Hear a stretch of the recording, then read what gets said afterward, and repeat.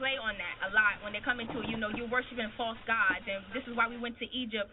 You know, and we worship false gods, and it came to a factor where, okay, let me learn more, figure that out, because I'm just hearing this side. You know, because we was in Egypt, we did what Egyptians did. We ate what they, you know, we looked just like them. So, give us another story. So I wanted to get rid of the myth of these are gods and goddesses. I tell people like gravity. Do you understand gravity? Gravity's not God. It's not a God, but gravity doesn't care whether you like it or not. Gravity don't care if you're black or white, short, fat, gay, or whatever. It affects everybody the same. That's a principle. It's a principle and it's a law. These represent principles and laws. For example, this is Jhuty. He represents articulate thought, articulate speech, articulate writing, articulate action. Everybody has that in their consciousness. We're not all using it.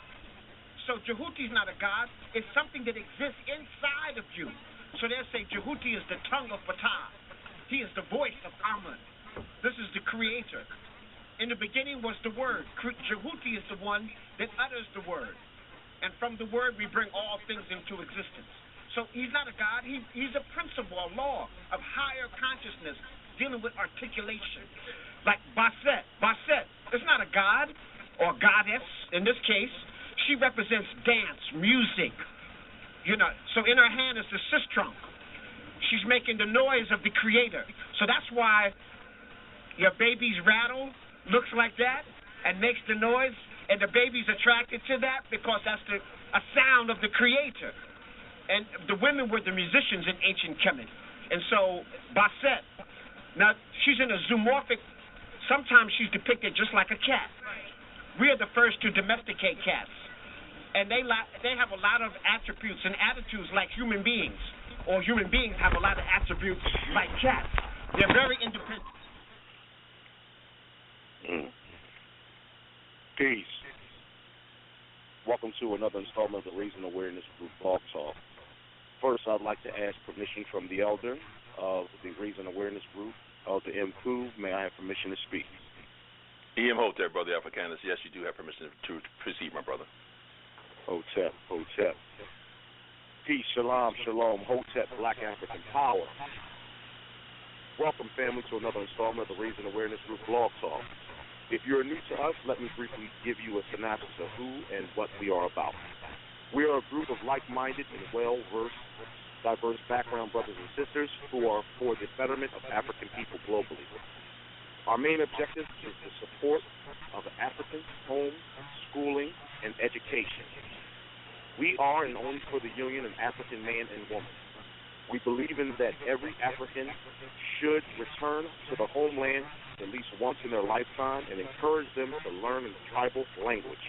We also support DNA testing for the discovery of ancestry and to have the respective name of an African tribal one. We affirm and support the works of Grandmaster teachers like Dr. Francis Cress Welsing, Dr. Diop, Dr. Ben, Dr. Amos, and Dr. John G. Jackson.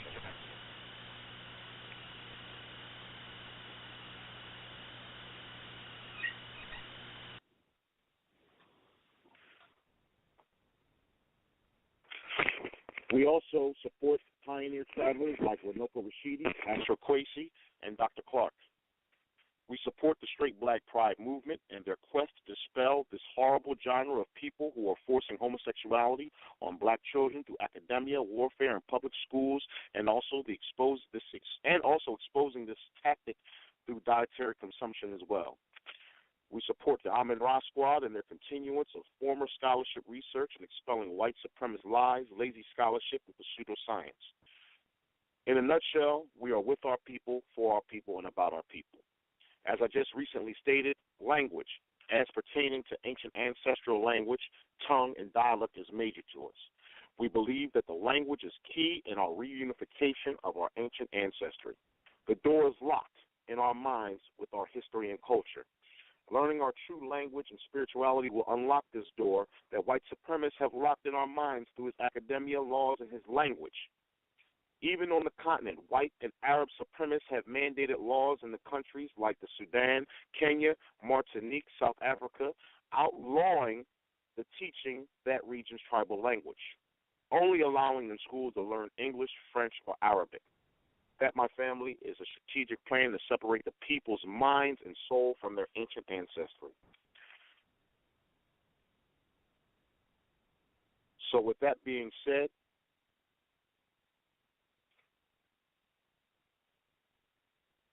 I will continue on telling you that our people have been dealing with that and have dealt with that through slavery and mental aspect in America, and it's continuing to this day. We as stolen people from the continent here in America will not unify under white supremacist standards. We must get back to learning who and where we were and where we came from. We can start off by getting the knowledge and understanding of spiritual and language of our ancient ancestry. Thankfully, we have brothers like our very special guest tonight. That being said, I'd like to introduce the panel for tonight's show. We have Brother Black Panther, we have Brother Akil, Brother Kevin Williams, we have the elder of the Raising Awareness Group, Baba Mku, and we also have our very special guest, Baba Mfundishi. Are you there? Yes, I'm here. Hotep, my brother, how are you? Hotep. I'm absolutely excellent, my brother. Awesome. I'm glad you're here tonight with us, brother. Elder, are you there? Elder Mku, are you there? Yes, I'm here, my brother. Yes. Hotep, how are you doing tonight, brother? Fantastic, brother. Fantastic. Okay. Brother Black Panther, are you there? Black African Power, Amara Squad up, Moxie Warrior Clan up. I'm feeling Iker, as we say in Medu Ntr, which means excellent. Awesome. Brother Kevin Williams, are you there? Yes, I'm here, brother. Brother Kevin. Black African Peace, Power. brother. How are you? Black African Power. Awesome. Now let's direct the show to our awesome guest tonight, Brother Mfundishi. First off, let's start off a question to you, my brother. What does your name come from, great elder? Mfundishi is a title. It means Great Spiritual Grandmaster. In 1992, I was given that name by Mfundishi Maati, who was the first Mfundishi here in America. We stole that name by Malana Karanga. And Dr. Clark, Dr. Ben, and Dr. Linda Jeffries was the keynote speaker at my inauguration. Brother Samaj, and quite a few other Grandmaster Ahati Kalindi E, Grandmaster Mfundishi Tayari Cassell were all there at my crowning. So it means great spiritual grandmaster, one who has mastered many disciplines. So not only in the martial arts, but also as a scholar. Awesome. That's awesome and very well detailed, my brother. Wow. That's a lot of information. I would have never, though I met you at the Metro that day when you were giving one of your tours. I was going to ask you, but you were dropping so many jewels and dimes. I said, I'm not going to bother this brother right now. You already, like I said, you already had overwhelmed me with so much information that day. I was like, but it was always a good question to ask you, where did your name come from? And I'm glad you broke that down to us. Right. Now the total name is, the Mfundishi is the total title. Jhutyms Ka in Haru is a name that Jhutyms simply means one who is articulate in speech, writing, and action, born in the image of Jhuti. But that's the intellectual part. But the Ka in Haru means also that I'm in the spirit of Haru. So I don't want people to get it twisted. I'm just all talk. I've been 6 times national champion, in the martial arts, and I've been training for over 50 years now. Been teaching and training for over 50 years in martial arts. So I just want people to know that was something we did want to talk about. That was another question I was going to ask you to talk about your martial arts and you train people on. I wanted to that was the next question I wanted to actually divulge into. Can you expound on that, on your skill and the people you've been training? You said you've had, you said 50 years. Yeah, well, I have 25 black belts under me, 5 masters under me. So that's what a grandmaster have promoted masters. So I have 5 masters under me, 25 black belts, and I can't even name, how many students. I guess it goes into the thousands.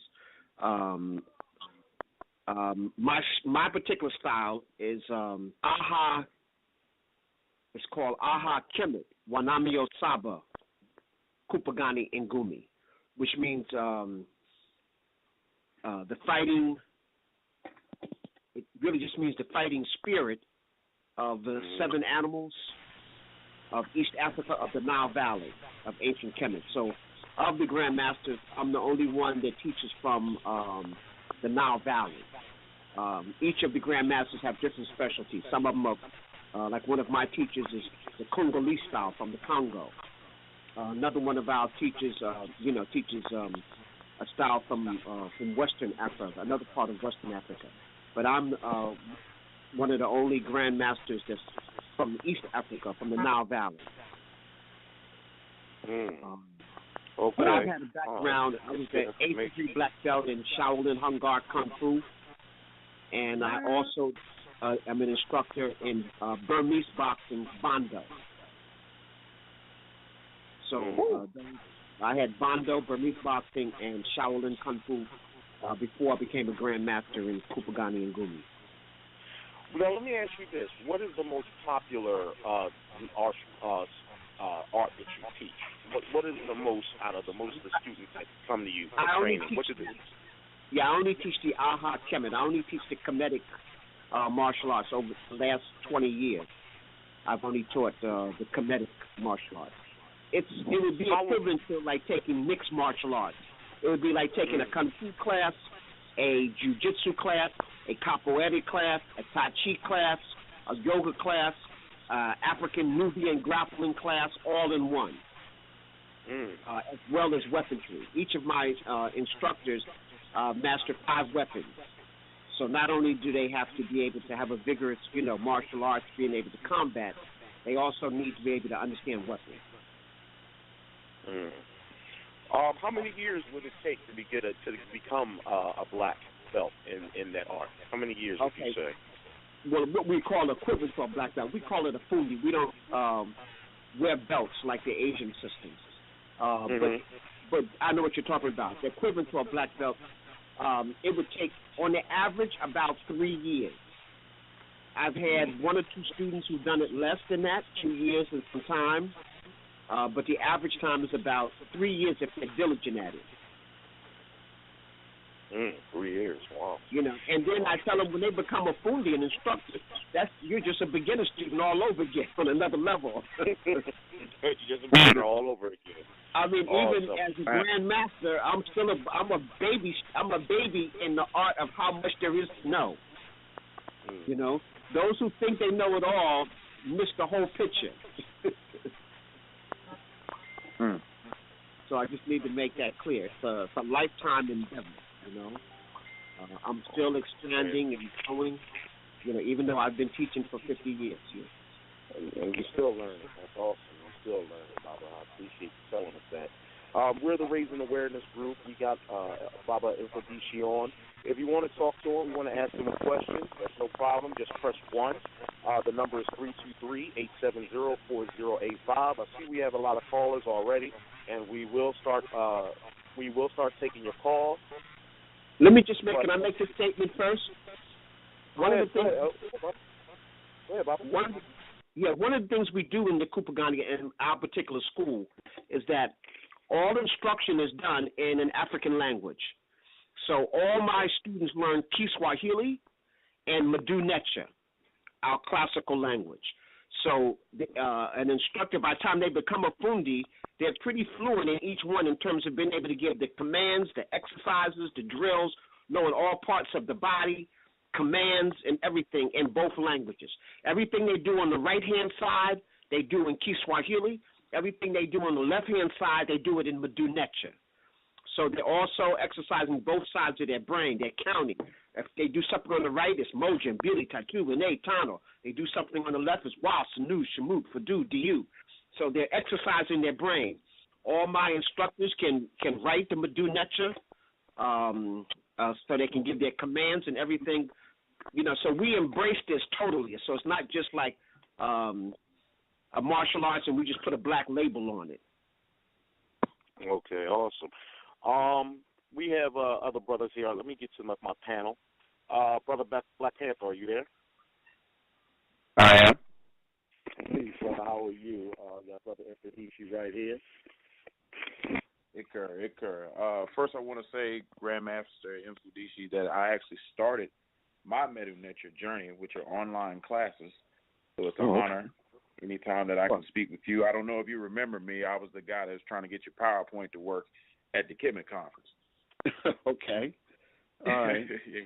When we realized that you had Keynote, we was trying to download it real fast. But right. Yeah. Okay. I remember. And being that I'm from the Amarat squad, I'm very good friends with your student Sanjeti. So he speaks very highly of you, and he's passed on some of that knowledge that you've given to him. So it's just an honor to have you with the Raising Awareness group tonight. Okay, all right, I appreciate that. Yeah, he's one of the students that went on to become an advanced student. Yes. And we have a saying: you have to be certified by somebody that's verified by somebody that's qualified. And being that you have all those credentials, you're one of our grandmasters in the community, and we definitely appreciate you for that. I appreciate that. So the question I wanted to ask you, because I do follow your teachings, and you talk about the Wazulu, which I believe is the Zulu word for what we would call the invaders, the white people. Technically, it's a Kiswahili word. Is it a Kiswahili word? Okay, my mistake. It just so happened that, remember, Kiswahili is part of a Bantu language, so many of the Bantu-speaking people share the same thing. So go ahead, continue. That's true. So being that you have linguistic training and you're a linguist, is there any linguistic connection between the Wazulu and the Yoruba term that we see come out of the Dogon society? Wait a minute. I don't know if I understand that question. Say that again. Okay. Is there any linguistic connection or any letters that cognate between the term Wazulu and the term Yoruba that comes from the Dogon, which also means, how they describe white people? So yes, I'm wondering. Yes, there's a connection because they're both kind of like a Bantu language, and so just the phonetics of the beginning sounds different, different, but they both translate pretty much to the same thing. Immature soul. A being that has an immature soul that's a taker, and their very nature opposes us. So I believe in Marimba Ani's book, Arugu, you'll pretty much see that that's pretty much the definition. That's the way it's defined almost in Swahili. So it's not a derogatory word. It's just describing the nature of a people. As the Swahili people came across the Portuguese first, they realized they were murderers, killers, takers, and selfish people. Then they ran across the Spaniards, and it was the same thing. Then they ran across the Romans, and it was the same thing. And they realized that all these people who are melanin deficient have the same soulless bodies or immature souls who are just takers and cannot be trusted. And so the word Wazungu just defines that, just like the word, Yorugu. Wow. Powerful information right there, Elder. Yeah, very powerful. Very powerful. Let's move. We're going to stay with you, Black Panther. Stay with me. Brother Kevin Williams, you there, brother? Yeah, I'm here, brother. Peace, brother. Peace, Grandmaster. Ntr. Yes. I just want to ask you, a brief question. How do you feel about the Comedic War Conference? Uh-oh. Well, brother, I thought it was, on one avenue, I thought it was good. On another avenue, I didn't feel that the culture of ancient Kemet was expressed enough in terms of its language and its culture. It sounded like a lot of people wanted to flex their muscles to show everybody how much they knew about Kemet, as opposed to teaching the people. and I think the masses of the people came to be taught. You know, not for us to show how much we know and how dynamic we are, but I thought it should have been a little bit more of that. And I shouldn't have been the only elder on the panel. You know, I mean, I appreciate your respect, but, you know, and I realize we need to cultivate the young brothers, and I have no problem with that, but it should have been a good mixture, you know, of the elders along with the youth, you know, the young, strong brothers. So that's just my only critique there. Hey, Brother Ivan, can I caveat on that? Yes, sir. Go ahead. I also presented at the World Conference, and I share Mfundishi's sentiments, and I think it would have been a lot better if we would have tested the equipment the day before to make sure everybody's PowerPoint or Keynote or whatever they had actually worked. Because, I mean, a lot of us had to go up there and, you know, do it on the fly. The great elder, we couldn't get his presentation to work either. He did a marvelous job, you know, just coming off of the top of his head, but he shouldn't have had to do that. I know you had some stuff in your presentation that people needed to see, it, as did I, and as did Sanjetti. So us three, we didn't get a chance to show people any part of what we wanted to show people. And I know that Sanjetti was going to be dealing with the Mdw Ntr, as I know that you were. So that was really the down part of the conference for me, you know, just the electronics or the technology not, well, basically letting us down. Okay. Okay. We're going to, it's good information. We're going to take a caller. We got a lot of people on. We're going to get to some people. Let's take caller 843. You're live with Elder M. Mfundishi. You're live.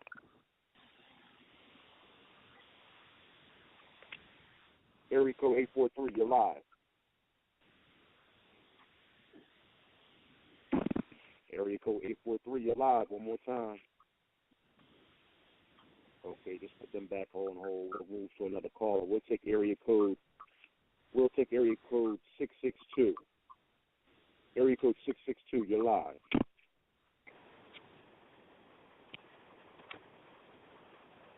Area code 662, you're live with the Raising Awareness Group.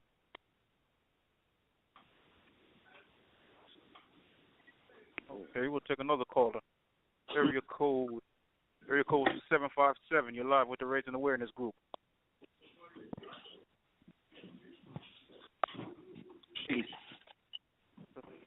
Peace, can you hear me?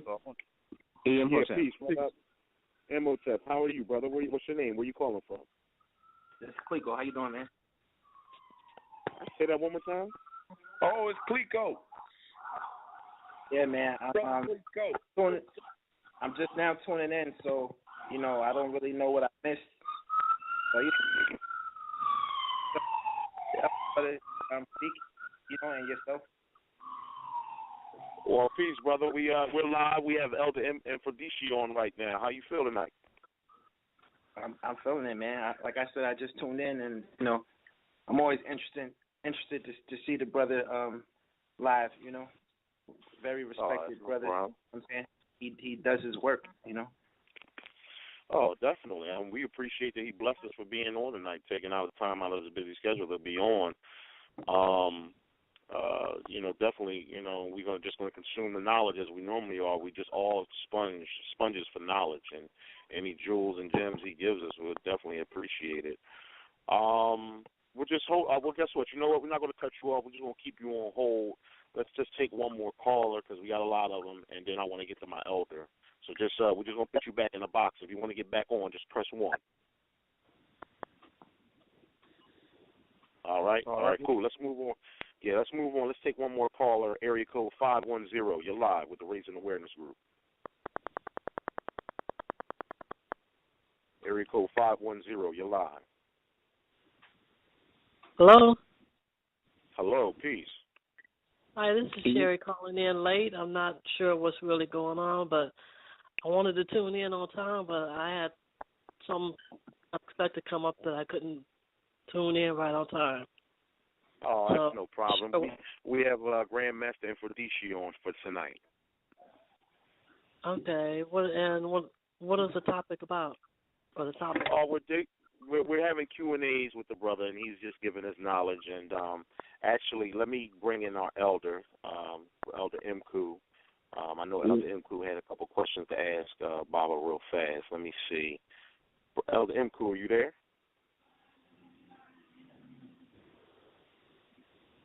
Let's see. Get him back on. Can you hear me?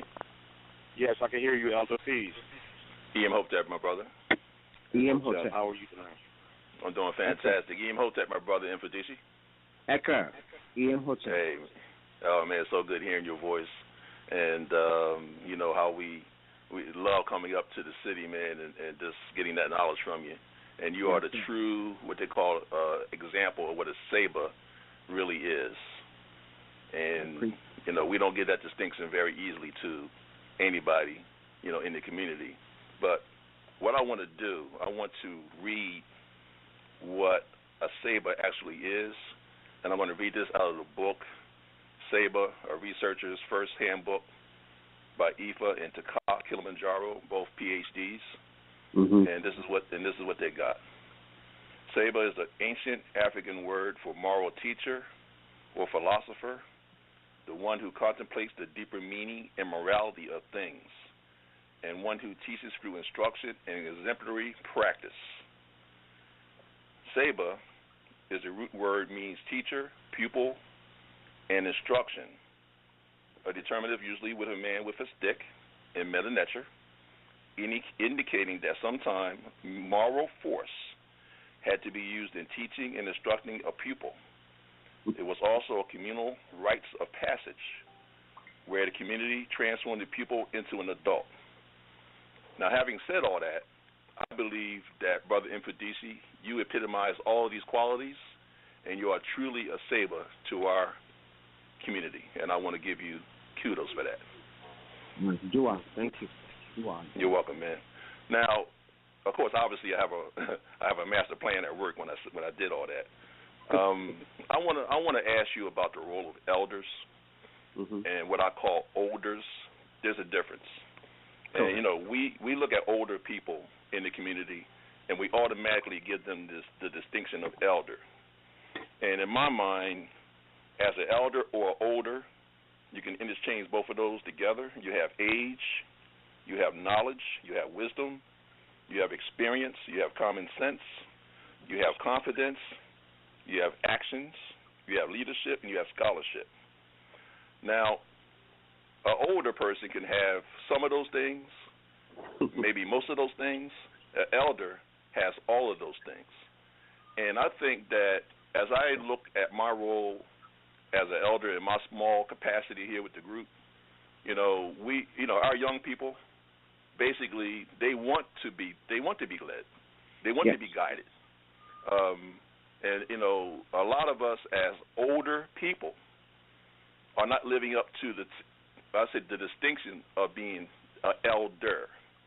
Give me your spin on that, how you feel about the role of elders in our community, and how does your own example, how can that be an example for elders to pass on the torch to our young people? Well, first of all, I want to say dua to your definition. So I thought that was very good. That was like on point. And I had some great elders who guided me. You know, I sat at the feet of Dr. Park, Dr. Ben, traveled to Egypt as Dr. Ben's assistant over 5 times, Ethiopia, Sudan, as well as Egypt. Sat at the foot, took the classes under Dr. Clark. And these people taught through example. And those things that they couldn't do, they kind of gave us a vision. Like Dr. Ben still used to use the Greek terminology. He said, I want you to teach the people the correct terminology. So I made sure that I had to master the language. When I studied under the elder, we call him Simjeti, but he's Dr. Jacob Clubbins from Oriental Institute, one of the founders of ASCAP. When he consulted Dr. Diop said that we're not serious unless we learn the Mdw Ntr. Other than that, we're just regurgitating what our oppressor has written. We need to talk to the ancestors firsthand. And that's what happens when you learn to read the Mdw Ntr. You're talking to the ancestors firsthand. I think an elder's job, first of all, is that they have to be a continual student, always expanding. They need to be an example through practice. They need to be taking some young people under their wing and developing rites of passage programs or involved in rites of passage programs. Yes. You just can't talk about it. You need to set up a vehicle so that you can disseminate some of this information. So I think if the person is a true elder, they are educating some young people. I mean, whether it's a rites of passage program, whether it's at their own community centers, but at the same time, they're still studying themselves. So I think, those are some examples. In the ancient time, in order to truly be an elder, you had to have a title, some type of title. That means that you accomplished something in your life. An older person who had no title was actually looked down upon and could not hold the title of an elder. So, and titles, that's all different. I'm not talking about necessarily European titles. I'm talking about titles of accomplishment that you have done in the community as a good example. Those are elders. But I'd like to also introduce this word called a jegna. I know you might have heard me mention it. It's an Amharic word from Ethiopia. And it means a spiritual guide to help people on their mission to be the captain of their ship. So that's what we need. We need some jegna, not a mentor. Mentor comes from the Greek word. Mentor was a pedophile. Mentor was the one that turned you out, made you bend over first. A mentor. No. No.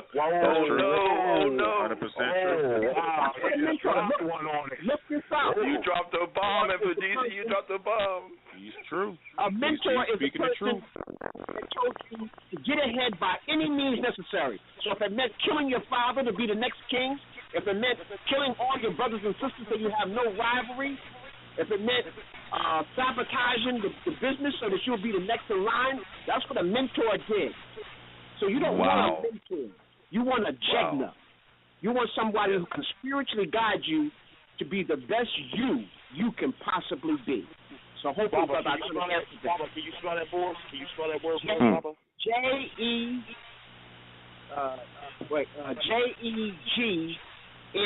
Jegna. Wow. Let me follow up real quick on that, and then let me follow up on that real quick. Yes, sir. Okay. I know that somebody else might have a question on this or a comment on this, but I do know that we had discussion about doing a Rites of Ascension program on a national level. We have them in different places around the country, and different organizations have them. But I think it would be a good idea to do something that's universal. How do you feel about that, brother? I think it's well overdue. And if somebody is willing to do some of the footwork, I would be a participant. Okay. Great. Wow. Thank you, brother. I appreciate that. Yeah. Awesome, Jules. Thank you, Elder. Stay on with us, Elder. Don't go nowhere. We're the Raising Awareness Group. We have Grandmaster Teacher Mfundishi on. If you want to ask him a question, you have to press 1. I see it's a lot of callers. We're not going to put anybody on unless we know you want to get put on and ask an elder a question. The number is 323-870-4085 with the Raising Awareness Group. Let's run back down to the panel. Brother Black Panther, are you there? Yeah, I'm here, brother. Go ahead, brother. Well, first thing I want to say is the elder is 100% correct about the jegna and the mentorship terms. I got cussed out by Mdw Ntr wife for using the term mentor one time. So I know that he is exactly correct. She cussed me out for using that term about her husband and then educated me on the correct term. So he's 100% correct about that. The question I wanted to ask you, Elder, was can you talk to us about the importance of meditation? I see pictures of you meditating certain places in Kemet with your students. What's the importance of meditation for the African? Okay, it's extremely important. We created the concept. So first, let me just go back. Meditation is different from like prayer. Meditation is that when you can quiet your body down, learn to breathe correctly, so that you can take in the correct vibration of the voice of the Creator. So meditation is a listening. If you are listening to the vibrations of the Creator that manifests itself in many different ways and uses you as a vehicle, as its microphone. So therefore, it teaches you to be silent, teaches you to be listening, and it teaches you to be in touch with yourself. Self-love is a prerequisite to all other love. People want people to love them, they're looking for love, and don't love themselves. So meditation is the first stage of self-love. It is a quietness so that you can listen to the universe. The universe is the Creator. It's not somebody in the sky, some white guy with a beard or anything, you know. It's the universe is the Creator. And the vibration, all life is an aspect of the Creator. And the Creator is witnessing itself through you. So when you're meditating, you're getting you're downloading. Now, I teach something called Ma'at Akuba'an. And Ma'at, you know, simply means truth and harmony. Aku means spiritual. And Ba is for balance. So it's a harmonious balance of the spirit and the soul for life. So that's what meditation is supposed to be able to bring to you. Balance between your soul and the spirit so that you can be able to appreciate the higher qualities of this life that you are participating in. We like to tell people, you don't have a soul, you are a soul and you have a body. So meditation is taking care of that body through this quietness so that you can enhance the energy that you need. And I think it's an absolute essential. It should be part of school. I mean, there should be a half an hour meditation period. Going through some postures and breathing. That should be a prerequisite in all educational institutions. We want students to be in touch with what we say without being in touch with themselves. You know what? Hopefully I kind of touched on that. If you have a specific question. It was a key thing Baba just said. He was like, people, we go around wanting to love everybody else, and we don't even love ourselves. That was just a key note you said right there, and that's something, especially in schools, kids should take steps. There should be mandatory meditation for these kids, just maybe half hour, something, instead of ripping and running around there at recess because they got to burn all that sugar off, all that fake sugar they've been eating at lunchtime, and the milk and the crap that they eat. They need to be meditating. You're right, Baba. Let me give you a jewel dealing with meditation. In my meditation, one of my meditation processes, this is what was downloaded to me. When true love, unconditional love, gratitude is expressed between any two energies, secrets are exchanged. I'll say that again. When love, genuine gratitude love is expressed between any two energies, then secrets are exchanged. When they asked George Washington Carver, how did you come up with 300 inventions from a peanut? How did you know how to do this? He says, well, I loved them, and I talked to them, and they told me what. Wow. And if you look at all of the great stages, it's this meditation, this time. But the key here is genuine love and gratitude. That means that you don't want nothing in return. I can't see, most people love, when I love you and I don't get it back, I'm all hurt and everything, But when you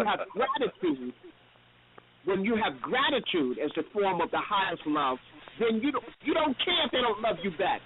It's your job to love the universe.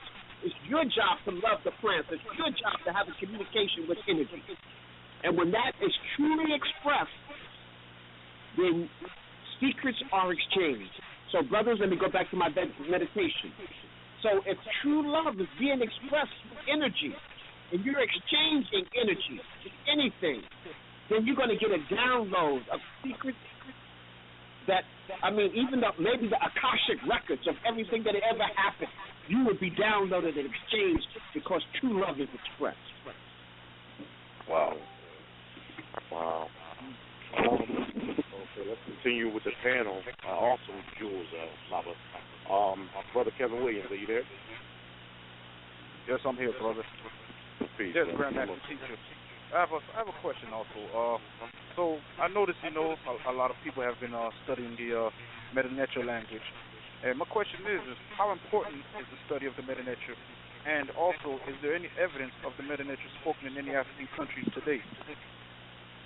Okay, let me start out by saying that Mdw Ntr is our classical language.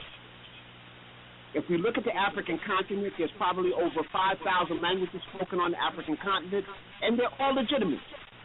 But the only language that has records that goes back almost to infinity, thousands and thousands of years, that has mathematics, science, prose, literature, history, astrology, astronomy, is the Mdw Ntr. So let me make that clear. The European classical language is Latin, which we created, or Greek, which we taught them. It can't be ours, since that was only developed a couple thousand years ago. The Mdw Ntr was already ancient. Can y'all still hear me? Yes, Baba, yes. Okay. Absolutely. And Ntr was still ancient before Greek, Latin. So therefore, we can't use Greek or Latin for the Wazungu. That's their classical language, but that's not ours. And then we don't want to be arguing over which African language. Some people might want to use Yoruba. Some people want to use Swahili. Somebody else want to use Ashanti Tree. No, we need our classical language is the Mdw Ntr. And Diop is one of the people that put us onto that. He said that if we're not studying Mdw Ntr, then we're not really serious, because all of our ancient records is left there. So we don't have to guess. See, when people talk about religions and stuff like that, that's a feel-good thing. That's a belief system. They can't prove any of that. When we talk about the Mdw Ntr, it's still there. We got writings that's 5,000 years old, 6,000 years old. And it's based upon information that might be 10, 20,000 years old. It's not a feel-good thing. It's still there. When people were studying the Mirkut, which they call the pyramid, they see the golden means there. They see pi there. They see the formula of speed of light, all encoded inside of our Mdw Ntr. You can't do this with any other language. So, number one, if we are to reclaim who we are, it doesn't stop you from embracing other African languages. I encourage you to learn as many as you can. But we need to be at one time where Africans want to communicate, we need to be able to communicate with our classical language instead of a European language. I hope you understand that. Dr. Clark said they laughed at our language and we changed it. They laughed at our clothes and we took them off. They laughed at our names and we changed them. They even laughed at our food and we stopped eating it. We need to reclaim all of that, our language, our food, our clothes, our spiritual way of life, not religion. And the Mdw Ntr is a prerequisite for that, so that we're not imitating imitators. We started before the rest of the world awakened. See, we won't be following the Chinese. The Mdw Ntr was before we enlightened them. We won't be following Sanskrit before the Mdw Ntr was there before we enlightened them, and those are our brothers too. But, so that's why I pushed the Mdw Ntr. It's like you having a direct line with the ancestors. And let me just say this here. The Mdw Ntr, I don't want people to get this twisted. The ancient Comedic language is really the mouthpiece of the interior of Africa. The information that fed the Mdw Ntr came from the Congo, came from West Africa, came from South Africa, came from the interior of Africa. And it was just recorded in the Mdw Ntr. And because we had the best material to preserve knowledge in terms of stone, is that our records outlasted everybody's. But it doesn't mean it started there. The Mdw Ntr is the mouthpiece of Afrika, or I have another word called Kinset. Kinset, Ta Kinset means the land of the birthplace of humanity. That's a Medu Ntr word. You know, Baba, that's just like what I just. You know, Baba, that's exactly what I just said. We feel as though language is the key for the reunification of our people and reconnecting with our ancient ancestry, and that's why we promote, you know, learning. Even if you're not, like you said, learn as many African languages as you can. But we want people to learn Mdw Ntr because we can't be the copier of a copywriter. We can't. Right. We are the originator. They copyrighted us, and it's white supremacy has academically made us believe, and we have Neil deGrasse and all these other bootlickers running around worshiping Greeks and all this and that and believing that the Greeks invented everything. Well, who were the Greeks' teachers? And then it comes back to us, and that's something that we need to reunify with our people. And let me just, you know what, let me get one more brother off our panel. Our brother, you know, he does a lot of work for us, Baba. He does a lot of our dashboard. He controls the callers. He puts a lot of things on behind the scenes. And I wanted to get him on. He definitely wanted to ask you a special question. Brother Akil, are you there? Let me see if Brother Akil is there. Brother Akil, are you there? Yeah, I'm on. Hotep, brother. Peace, brother. Brother Motep. Yeah, Hotep. How you doing? I'm Eka. Absolutely excellent. Yes, I have one question. How was your time with Dr. Ben and Muwada Ashby? Wait, I didn't hear the first part. What is what between Dr. Ben and Ashby? Tell us about your time with Dr. Ben and Muwada Ashby. I'm sorry, I just heard you mention the two people's names. I didn't hear the question that was connecting them. Oh, he said, tell us about your time while you were around or with Dr. Ben. Okay. Well, Brother Ashby, I've only, you know, we're just colleagues.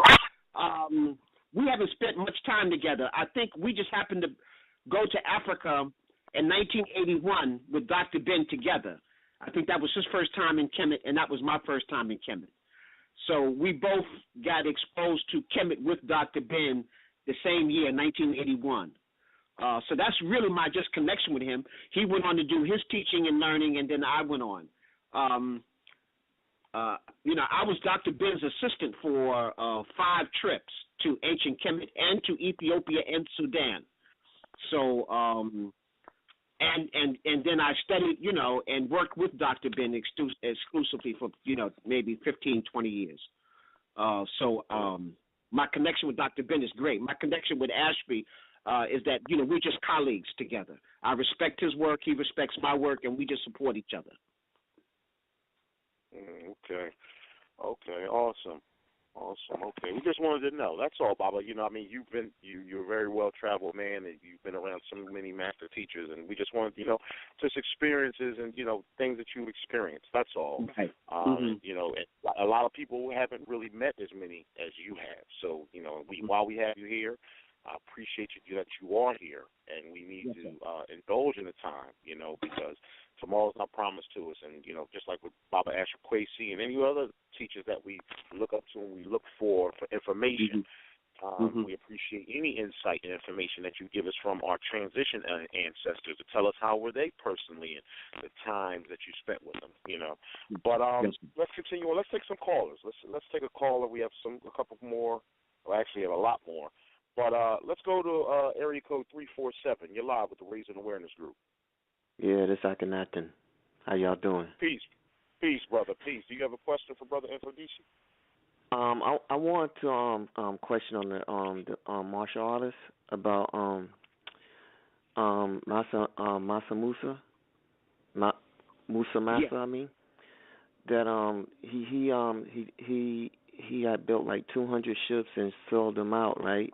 And I was wondering, this was what I was confused on. I was wondering whether when they went out, they was teaching martial arts to the Chinese, because the Chinese were out there on the ships also. This is before like the Europeans came and whatnot, but they were on the ships, and I was wondering if they taught them while they were on the ships, or they migrated to China and learned it from Africa already. They already learned martial arts from Africa, and then they just brought it to China.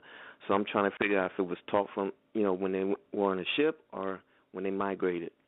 Well, no, they actually had communed with the Chinese even before Mansa Musa. That's in the AD, or the Common Era. You'll find that the Africans had connected with China and them during the BC era.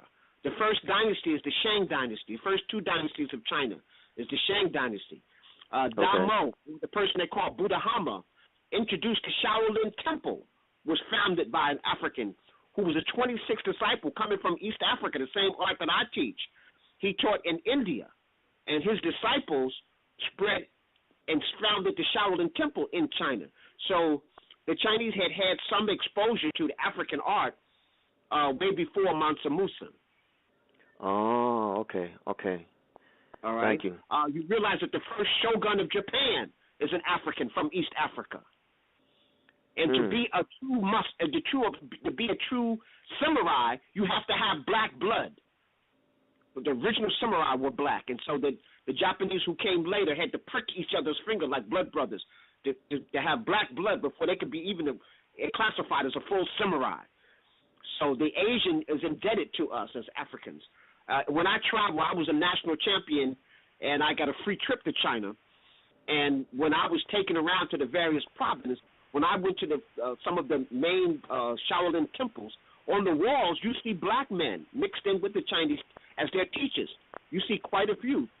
I even went to one village where it was all black people with flat faces and slanty eyes, and they had their own martial arts. It wasn't Shaolin. You'll never see that on the news or anything like that because the Chinese and they won't tell those stories like in those Chinese movies. They won't show that. No. Because they're pushing their culture. They're having their own culture revolution, and they're pushing, the yellow man. They're pushing this, the Wazungu Chinese culture.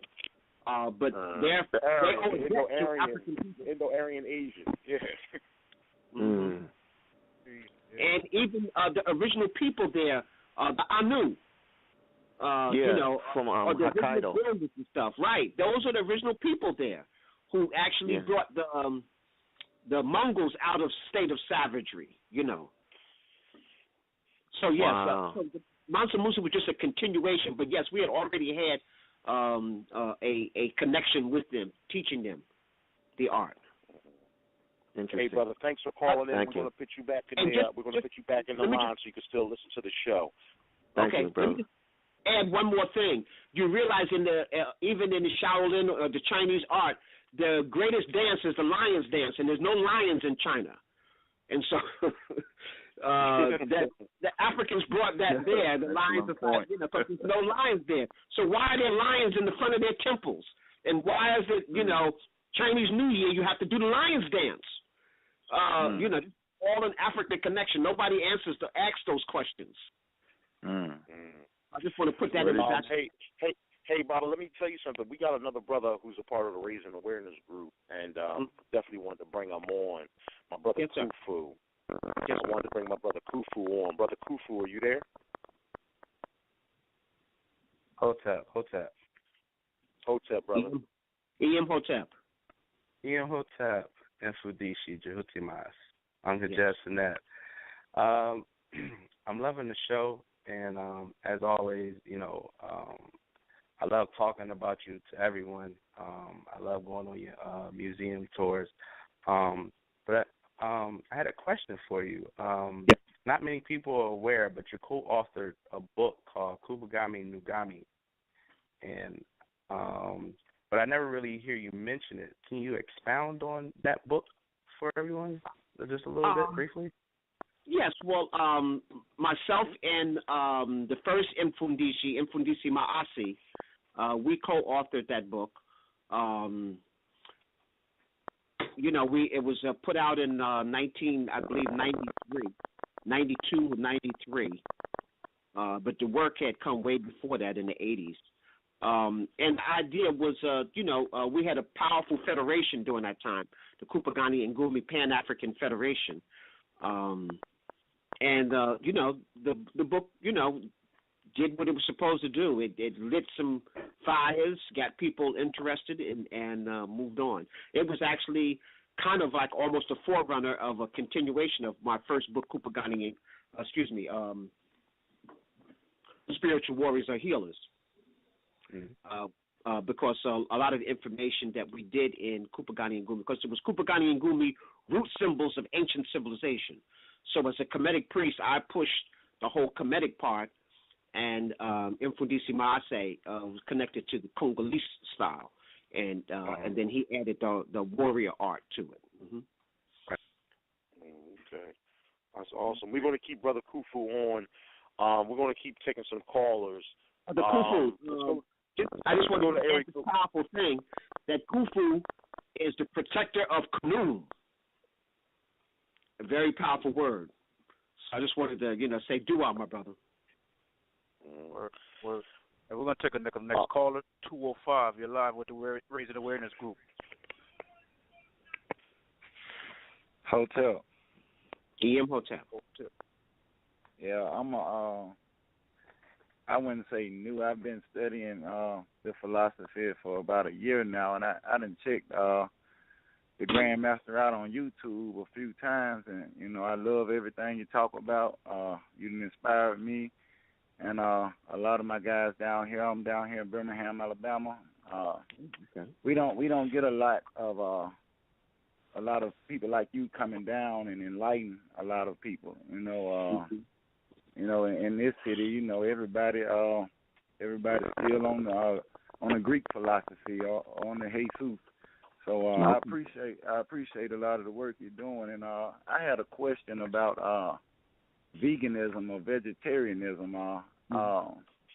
I know that's real important. Well, hold on, brother. There's a difference, brother. Which one? There's a difference. There's a major difference between veganism and vegetarianism. Which one do you want to answer from the master teacher? Because there is a difference. Right. I want him to touch on both of them, and the fact about eggs, because I know eggs is still meat, but I was wondering, should that be accepted, or should it not be accepted? Let me put it out here this way, but first of all, let me just say I appreciate the question. I appreciate all the questions. The idea here is to raise your spiritual consciousness. So just a lot of people who just stop eating red meat become starchitarians. They don't have so that's what a lot of people call themselves vegetarians, just starchitarians. They don't have a good blended. You need a good blend of vegetables, fruits, nuts, legumes, and beans to be a good vegetarian. Okay? If you're that's the foundation. Even in ancient Kemet, some people ate eggs, and sometimes for festivals they ate meat, but 90% of the time, or 90% of the people were classified as vegetarians. Now, a vegan has just taken that just one step further, and basically they consume no dairy products, and that's included milk, cheese, or any eggs. Okay? I would just tell the person that I would move to a vegetarian first before I go into vegan to become a vegan. Once you're very comfortable with a vegetarian, your body has made the adjustment, and you start to, to rejuvenate, then you'll naturally probably want to move towards the next step. But make sure that you don't become a starchitarian. Remember, you need a good blend. In my book, Spiritual Warriors Are Healers, I also have a chart, and it shows you how to blend foods together. Like you shouldn't eat fruit with your vegetables. Fruit should be separate. And fruit should be eaten before you eat vegetables and stuff like that. Because most fruits will digest within the body between 15 minutes to a half an hour. Okay? Where the vegetables might take an hour or so. So if you don't have fruit for dessert, or that fruit will turn to alcohol in your body. Just you have to learn these dietary laws, So that's what we try to tell people. Be an educated consumer. Be an educated, person. Don't just follow other folks. Learn how to learn combinations. Like what vegetables should be combined with a starch, with a protein. Understand those connections. Okay. Yeah, that's some really good information. And I have one more question about the Medu Ntr.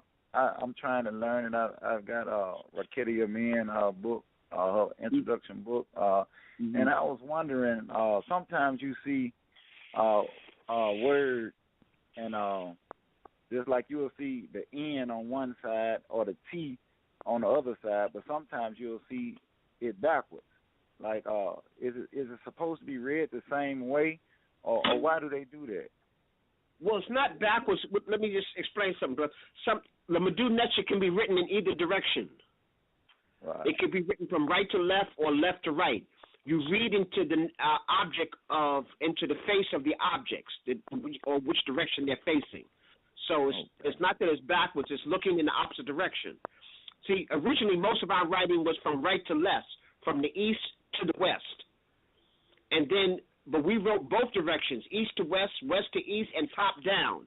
That's why the Chinese calligraphy is like that. And early Greek was actually written like that, right to left.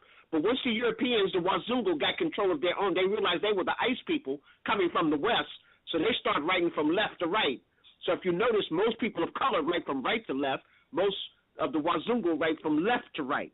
But we, the parents of both, write in both directions.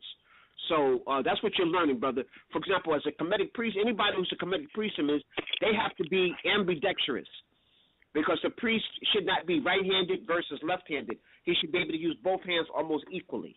That's my art. Okay. So I have my students, my advanced students, write with their right hand, and then they write with the left hand. They write from right to left with the right, and then left to right with the right. And they write right to left with the left hand, left to right with the right hand. So you get an area. It's an exercise of both sides of your brain to make you a whole person. Okay. And hey, brother, I was talking to Jhutyms. I'm going to have to tell everybody as soon as I get off the phone. But I sure appreciate that knowledge. Yes, sir. Hey, brother, thanks for the call. Thank you. Thanks for the call, brother. We're going to take the next caller here. Area code 440. You're live with the Raising Awareness Group. Ntr. Everyone. It is an honor to talk to you, Grandmaster. I'd like to say that. What's your name, brother? What's your name and where you calling from? What's your name? Where you calling from? I'm Fred in Ohio. Okay. Awesome, brother. I talked to you when you were talking about the Detroit water issue not too long ago. Okay. I thought I was a media professional and whatnot. But anyway, I would just like to tell Mfundishi that I was studying Hebrew for a while, and I came across the Comedic belief system or whatever, and the first scholar I came across was Mfundishi on YouTube. Mm-hmm. I bought the book, Spiritual Warriors Are Healers, and I'm still drowning in that book. So I have to take it very slowly. Yes, sir. And my question to Mfundishi, when someone, I've been reading books across the for the last year or so. Matter of fact, one side point when you were speaking about Jegna and Mentor, I was listening to a brother on the Amara Squad, and it was a book that he referenced in regards to that, and I wanted to share that book that people can go to get their lesson on that Mentor, if that's okay. Yes. The title. Okay. It was the author's last name is Baruti, and the book is Homosexuality and the Effemination of African Males. That's a classic right there. Yeah, and I was reading that book, and that mentor aspect is in that book. Mm-hmm. So if anybody want to know that's the elder's wife that cussed me out when I used the word. Oh, really? Okay. Yeah, okay. That's Molly Baruti. And his wife, Ya Baruti, gave me the tongue lashing because I used the word mentor. Wow. But Mfundishi, here's a question. Yes, when someone, I grew up in the Christian faith, but I've struggled with it all my life. And yes, sir. Yes, sir. When I get messages or, like, I'm a videographer, and I was put back into it. I tell people I didn't choose to get into it. I was walking down the hall at work one day, and the sun was just blaring through the hallway, and all I heard was, "You getting back in the video." Now, when I talk to my Christian friends and family, they will say that's the Holy Spirit. Mm-hmm. Who can I, in the Comedic faith, who can I give that credit to? Because I know it wasn't me. The voice of Jhutyms operating through you. If you heard us talk about meditation, If you look up the word, you have my book, so if you look up the word Jhuty, you see that Jhuty is the tongue of Ptah. He is the voice of Amen. He has the speech of Canaan. He is the speaker for Ra. So when you get those downloads like that, that's Jhuty, your higher consciousness talking with you inside. Wow. And all Jhuty is a higher vibration of energy. So when you're open and you're receptive, then Jhuty comes to you. Let me make this statement. If you look at all the Netcharu, all of them have their left foot forward. Right. The only Netcharu, or the only principle, even if you see a Nasut Biti, one of the rulers, the kings, all of them still have their left foot forward. The only entity that has their right foot forward is Jhuty, because he's giving the word of the Creator. So the rest are trying to receive, and Jhuty is giving. So when you're giving something, that's through the voice of Jhuty. So every time I get these messages and I'm sharing with people and uplifting, that's Jhuty. Now, I have a lot of friends who share some of the African culture aspects. Like, these are Christian friends, and when I share some of the African cultures, I'm sharing the lessons of it without letting them know where I'm pulling that from. Now, there are some people who say, hey, where you get that from? And I slowly explain. Those people who are yearning, they ask, and I start sharing. Now, if they want to learn, like I mentioned earlier, when I bought your book, Spiritual Warriors or Healers, I actually communicated with you through LinkedIn when I bought that book. Okay. And I felt like it was over my head. I'm still reading through it. I tried to read it like it was just a normal book, but now I'm taking it as a textbook or a daily guide. That's how I'm looking at it now. Is there a book or a source where you suggest that when somebody's starting off learning about the Comedic life, where should they start off? Is it your website or is it a book, or what would you suggest? I would advise them still to jump into the book. The only reason why I do that is because a lot of people don't give you the background, the culture of ancient Kemet.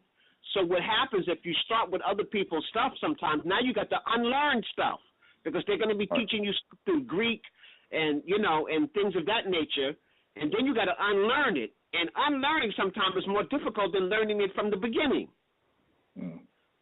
So if a person can, I say, just jump right into Spiritual Warriors of Healers. Just take your time. If you have to read a chapter 5 times, bro, you just read it 5 times. Okay. I remember I was reading the book of 2000 Seasons. I had to read the prologue 5 times before I was like, whoa. You do what you got to do. The idea is get the information. Don't just listen, brother. When I'm studying, I don't care who it is, I totally humble myself and I empty my cup. I just came back from Nigeria. I was in Nigeria for 2 weeks, studying there, staying at an Ifa chief's house. And, brother, I keep my cup empty. I didn't go there to teach. I came to learn. And I find out that many of their teachings is in alignment with Medu Ntr, with the spiritual system of ancient Kemet. So, but you got to keep I keep my mouth shut and just open up my ears, and I'm listening and I'm meditating every day, and I'm learning. I went to Benin City, and I'm learning that the structure of the ancient Benin is through the kingship is the same as ancient Kemet, and this is West Africa. I want to see the pyramids in Niger. Pyramid builders in Niger, 12,000 years old. You got to keep your mind open and you study, humble yourself, empty your cup, and just gather the information. Wow. So hopefully I helped you a little bit, brother. Oh, yeah. Thank you, Brother Fred, for calling. We're just going to put you back on hold. We're going to get to one more caller. Hey, Brother Ivan. Hey, Pete. Yeah, peace, brother. Before you take that call, I want to share something that helped me when I first started with learning Mfundishi's literature. I think he has some really great videos on your website, Elder. If you could share that website with our listeners, because I think those videos are really breaking it down, for the people just getting into Medu Ntr. And, you're explaining the history behind the words and not just the language. I think that would be very beneficial for our listeners if you could share your website. My website is my name, Mfundishi Jhutyms, and then just add Mdw Ntr to it, .com.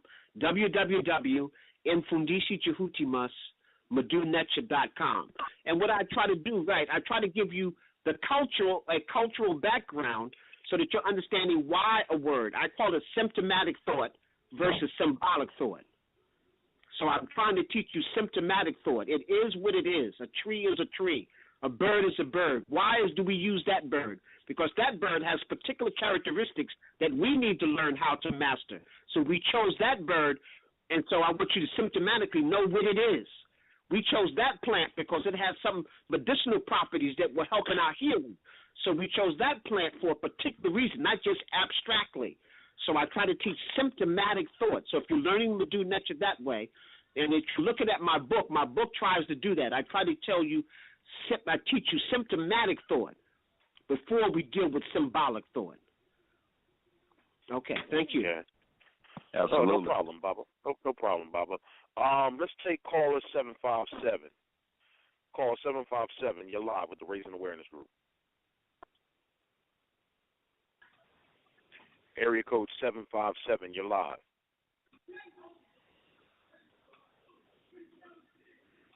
Okay, I guess they are not on. We lost them. Let's take area code 609. You're live with the Raising Awareness Group. Peace. Hotep, brother. One love. E.M. Hotep. Peace. Brother, yeah, this is Rasaka. I'm a member of the Raising Awareness Group. I'm calling, man, I got so many questions, but first of all, I want to give thanks to Brother Mfundishi. I'm going to take you back for a while because I got a personal connection with you through a brother in Trenton by the name of Reggie Bethea. Oh, yes. Yes. Remember Reggie Bethea? Right. He was a student of yours. And he introduced me to Kuptagani Ngumi through the brothers in Noor, Khalil and Malik. Yes. Right. Dua. And the Mfundishi Dua, bro. Yeah. Brother, I'm telling you, you don't know how much you inspired me. When you used to come to Trenton, you used to be in the on the African school on East Paul Avenue. Right, African People's Action School. Right. We used to come over there and train with you sometimes. And I used to also come to Plainfield with him when you used to be up there. Yes, sir. Yes. So first thing I like to do is give you thanks, and honors for that because when I was coming up, the Kuptagani Ngumi, it helped me. That manhood training that we got under that, it helped me so much, and it kept us out of a lot of trouble. It was a few brothers in Trenton that went through that training, and man, I'm telling you, all of us, everybody, nobody turned out to be caught up into this society. And that's one thing I want to ask you. If the brothers are doing any manhood training right now that the brothers in this area could get into? Wait, you still in Trenton? Yes. Brother Kemet, Baye Kemet, are you familiar with him? Yeah, I'm familiar with Baye. He got the Garvey School, right? Right. I think they have some type of program. I know I do some work with them because, he's a young brother, too, who came through some of my stuff. Yeah, Baye. Yeah, he's a good dude. I got a few questions for you. What's the correlation? Do you know if there's any correlation between the Ashanti spiritual system and the Comedic spiritual system? Yes, sir. I appreciate that question.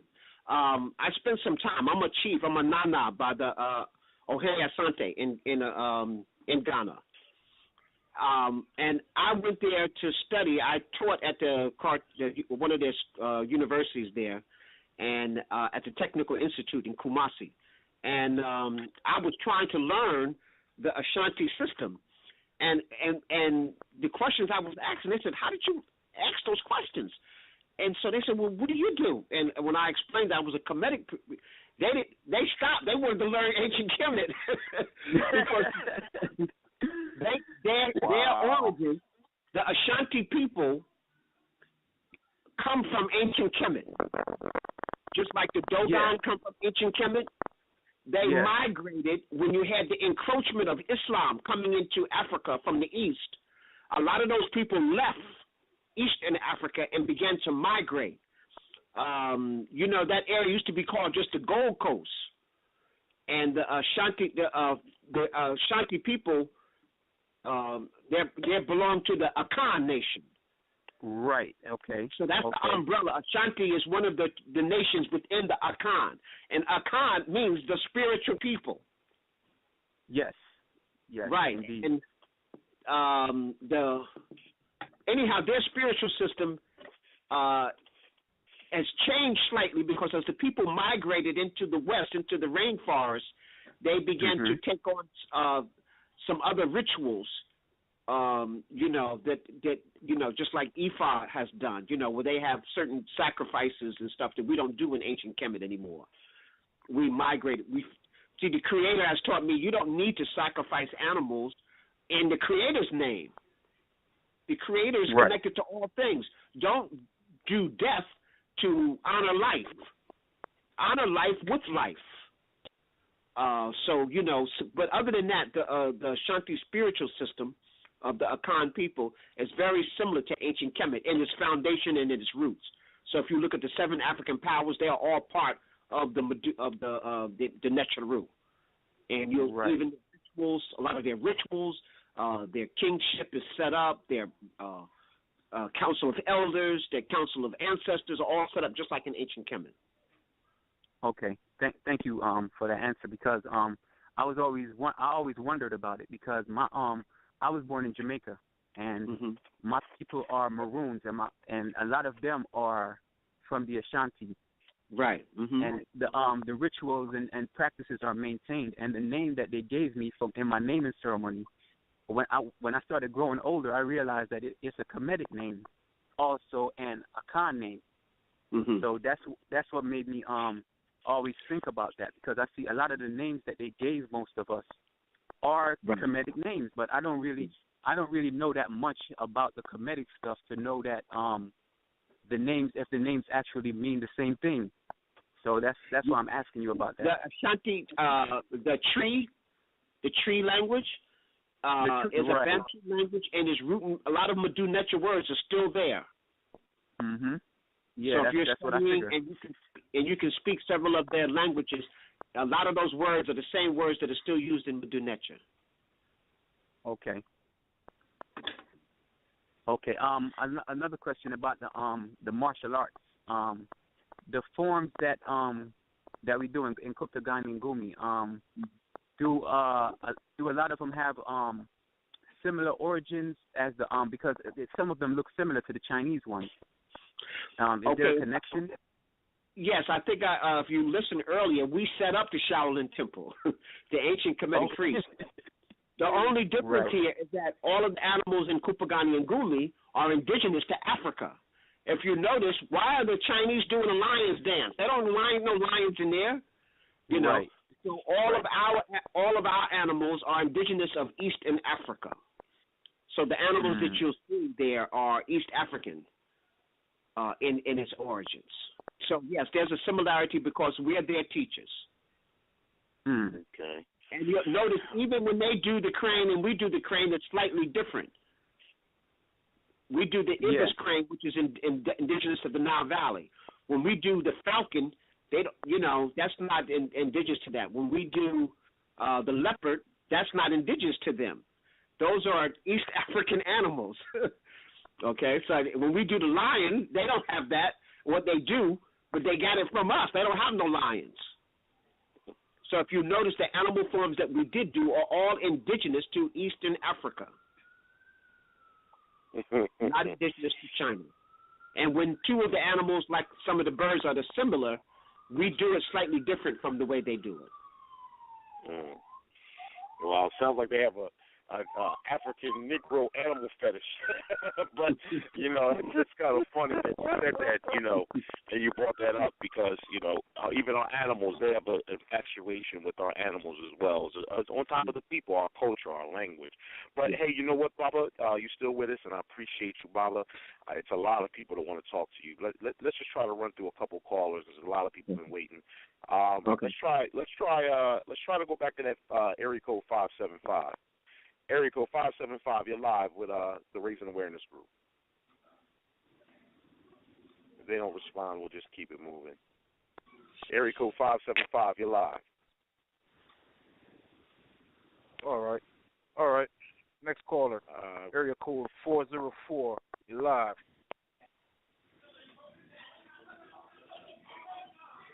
Area code 404. You're live with the Raising Awareness Group.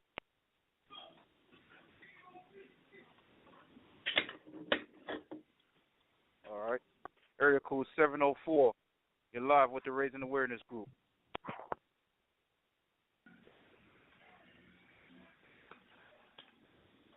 I guess everybody's starstruck. Let's try one more, and I'll just get it. I'll take it over from there. Let's try area code 478. You're live with the Raising Awareness Group. Area code 478. You're live. Can you hear me? Yeah, I can hear you, brother. Peace. What's your name and where you calling from, brother? My name is Sean here in Georgia. Oh, okay. What part of Georgia you in, brother? It's a town called Warner Robin. Oh, I'm not okay. familiar Awesome. with it. I've been there. I've been to Warner Robin. Oh, okay. Yeah, because I'm originally from Virginia, so I don't know too much of the area. Okay. Well, we got the Grandmaster on the line, and Mfundishi, do you have a question for him, brother? Yes, I was just wondering about something because I was checking out something on YouTube the other day with these ostrich African ostrich people from Zimbabwe. Is there any connection between that and Kemet? What was from Zimbabwe? They call ostrich people. They got these. They got like I don't know, something going on with their feet or something like that. They say they're from some kind of planet or something. I mean the interview was so short that I didn't catch too much of it. Well, let me just say there's a network. There's an African network. Many of the traditional African spiritual systems are all kind of connected. The key is that it has to be traditional. You know, a lot of the network fighting societies, there's a network like myself, Ahati Kalindi E, one of my students, Malenga Haru and Ket. We've traveled to maybe 8 or 9 different African countries seeking out warriors and learning indigenous African forms. And almost every place we go, there's kind of a similarity among the grappling, the throws, the holds, the weaponry. So just like the spiritual system, our fighting system is a neural network in terms of the herbs that we use. There's a neural network. That's why Africology, the study of the African culture, is so important, and we haven't put emphasis. And unfortunately, as you go to Africa, Africans are losing it. They are identifying with this Western world. So all of North Africa, Islam has them under a spell, and almost all of Southern Africa, Christianity have them under a spell. So traditional culture is becoming extinct in our motherland where we gave birth to all spirituality. So probably a connection, brother. Okay. One more question. Hey, brother, before you go to your next question, brother, I know the people that you're actually talking about, and they're called the Vadoma people of Zimbabwe, and they have a condition that makes their feet like that, and it's the autosomal dominant condition resulting in a single mutation of their chromosome number 7, and that is why their feet look like that. But they are Bantu people. And as the elder said tonight, you know, the Bantu connection to Kemet. Yes. Okay. And you know what, brother? Let me add on to that. I already know. Once you asked the question, I knew Brother Black Panther was going to interject, and I wanted Seba to, give you an answer because I know there's a lot of pseudo information in that meme. That's a very disrespectful meme that I saw on social media, particularly on Facebook, and some of those raunchy groups that just I don't even know why I even lower myself or my standards to even be a part of them. But I try to give my people an opportunity to save themselves from embarrassment. But that's a very disrespectful. One thing that our people have to stop doing is alienating and promoting propaganda about our people. Calling these people half aliens and calling these people There's all types of nasty demonstratives that I'm not even going to repeat. Those are our African brothers. They are our people. They are our brothers. And it is our duty, and this is from my elder, it is our duty to correct false information and to defend our people, no matter the cost, because we are only doing what white supremacy wants when we do things of that nature. For the individual who made that meme to create that false information about our people, he's going to have to answer to that. So, and I'm glad we had Baba on. I'm glad Brother Black Panther was on, and I hope you got your question answered. And don't let those social media memes give you a false ideology or even a false opinion about our people. Always research, because that was actually simple research that we could all do on ourselves to find out what's that issue with those people. That's all it was. Right. Yeah. Okay. Yeah. Because I am trying to learn. I don't have books or anything. I've just been learning the knowledge off the internet and stuff like that. Even though it's okay, but I know books are better, and traveling out to Africa and stuff like that makes it even greater for educating and stuff like that. Feed your mind along with your body, brother. And you know what? Thank you for calling, brother. We got to move on. I don't mean to cut you short, but we're going to put you back in hold so you can listen to the show. Let's just take one more caller. This guy's been waiting a long time. Area code 646. Area code 646, you're live with the Raising Awareness Group.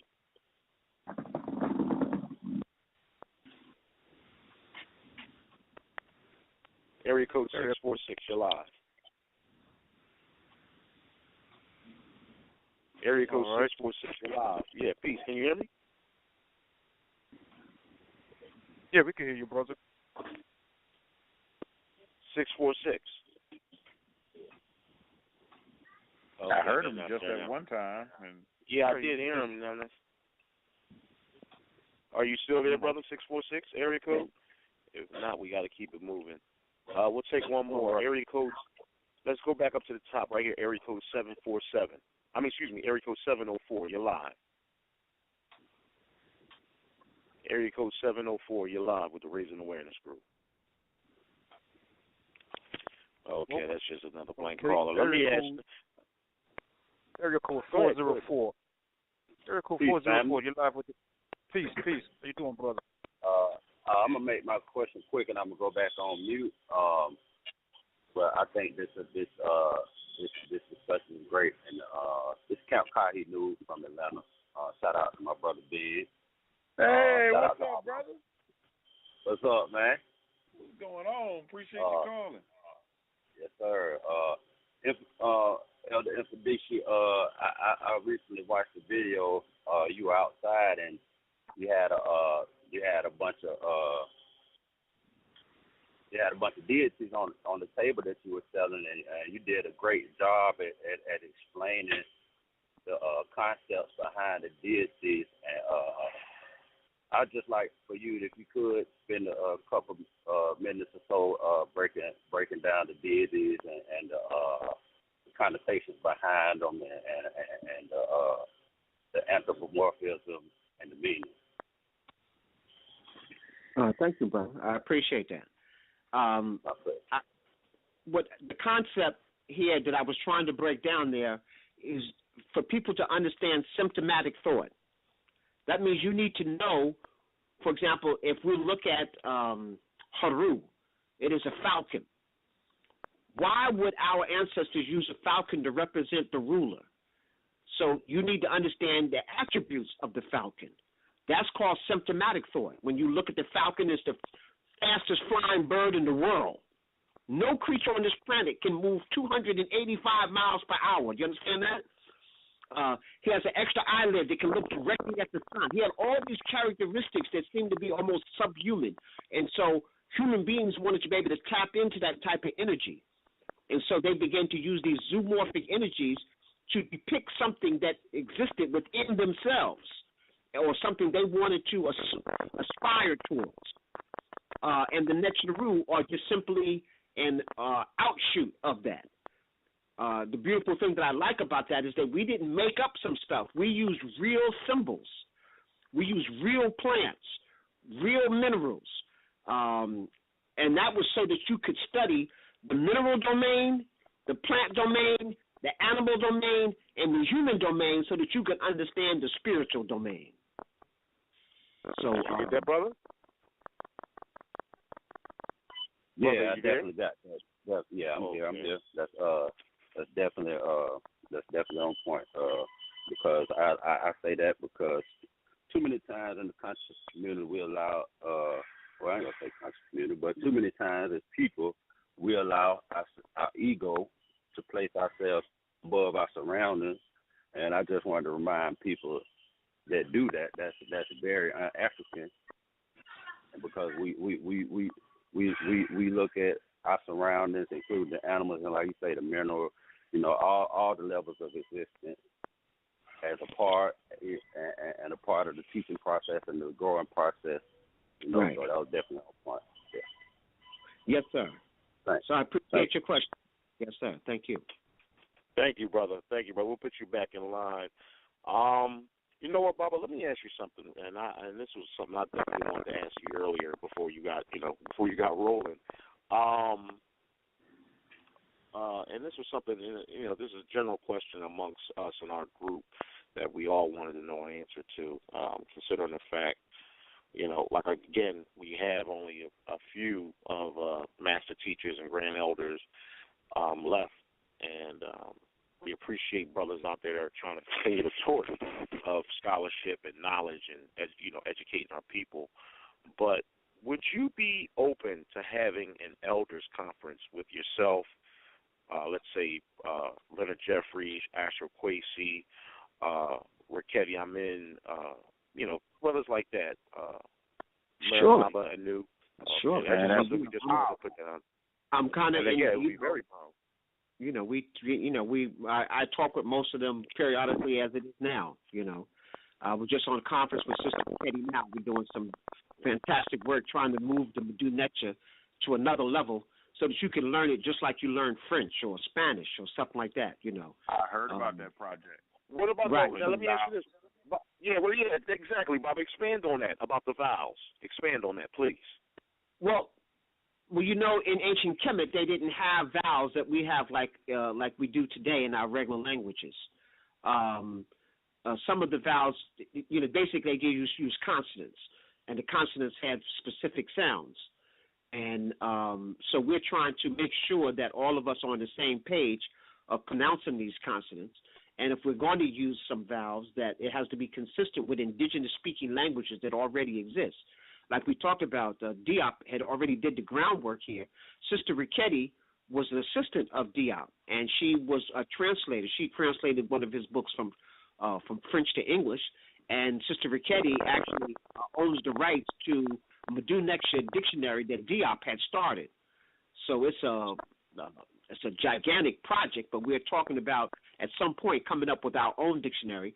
A lot of the words that the Europeans have in there are not correct. And sometimes they don't even know what a symbol is. If you don't know what a symbol is, how do you know what it means? So you have to watch this. I mean, you have to understand, like like the Kim, we say it's a burning charcoal. The Europeans say it's a crocodile's back. Crocodile's back isn't black, and it has nothing to do with blackness. So they're trying to scare you away. They got a couple of things. They say that the Ankh symbol is a sandal strap. That's ridiculous. Why would you be shoving a sandal strap down somebody's mouth, giving them life? So we have to watch. European Egyptologists are not trying to revive this language. They're just trying to suck the energy out of it so that they can exploit people. So we're pulling a bunch of Mdw Ntr scholars together and linguists to reinactivate if we have to add vowels, if we making sure that we're all on the same page on the consonants, and we have quite a few people on the team who speak other African languages.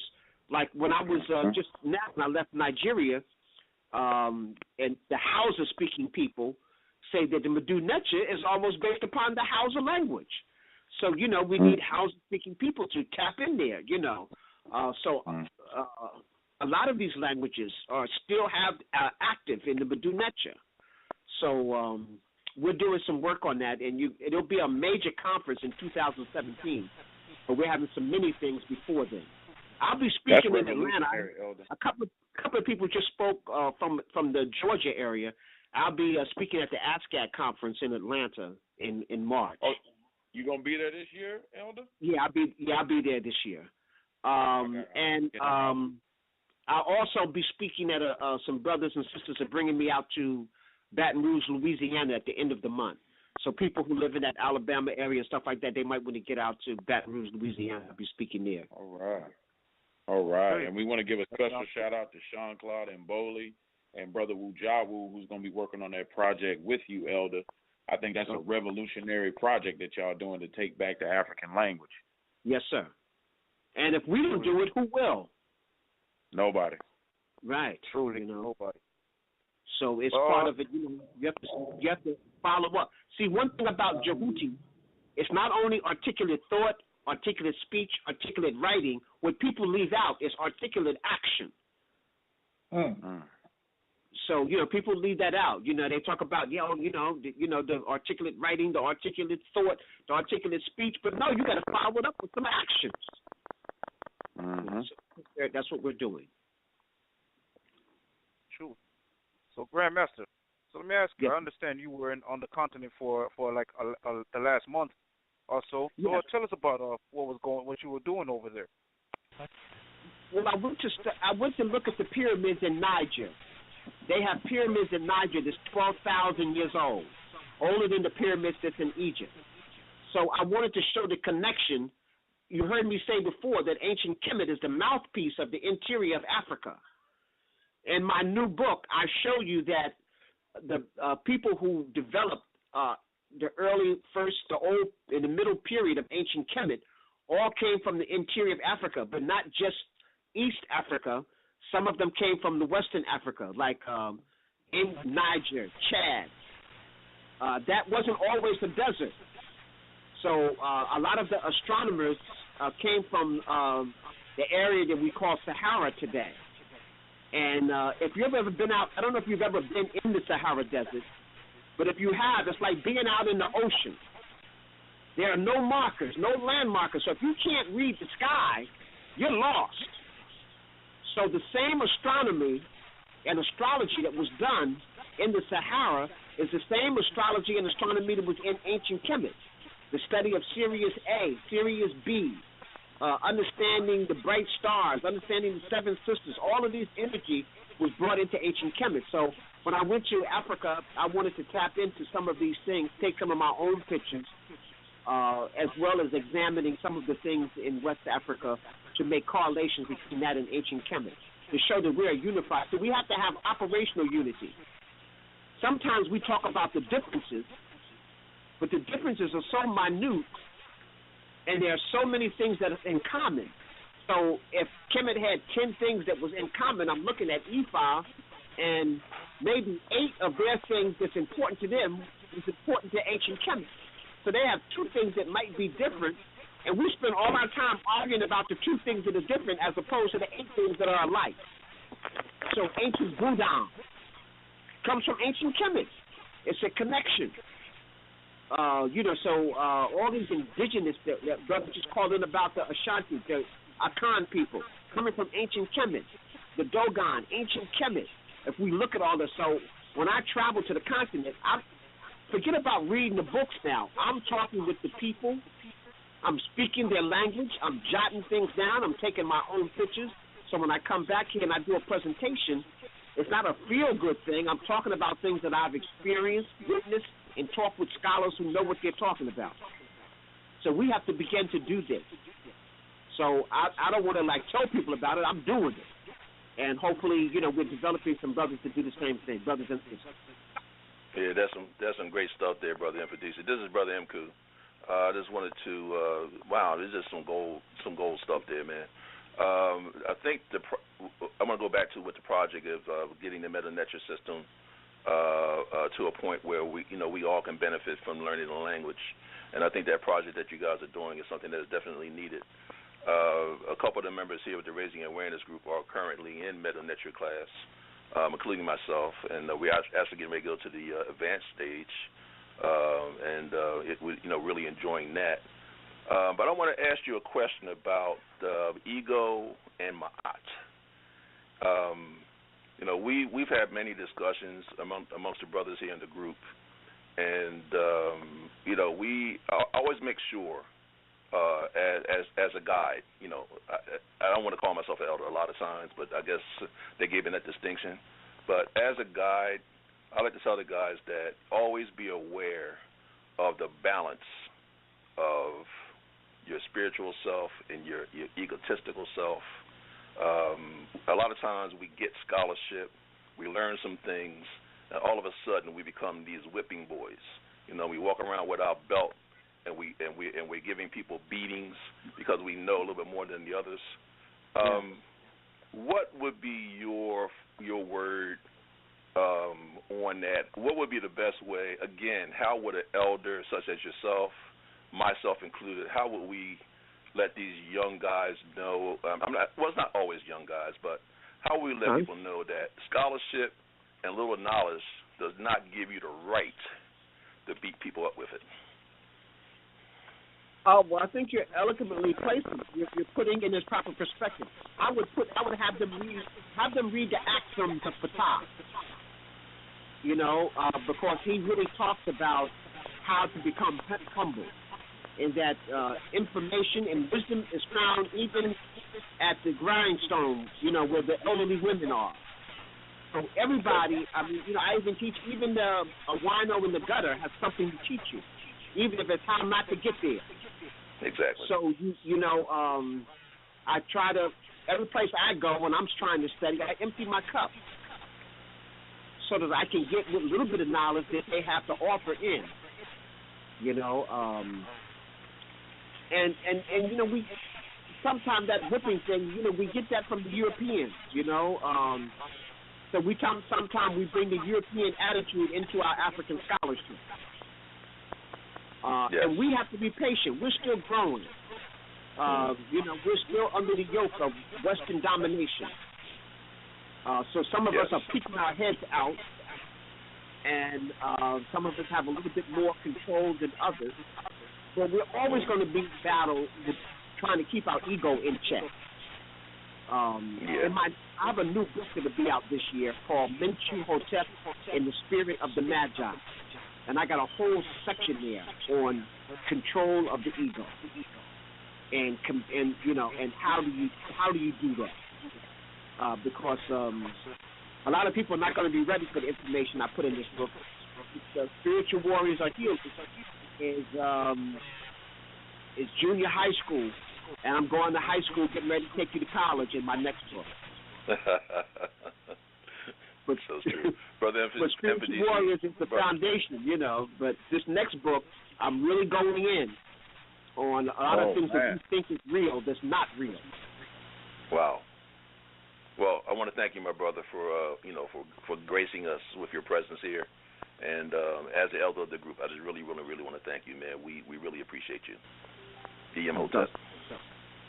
Ntr. You are. And if we got to read it 5 times, we'll read it 5 times.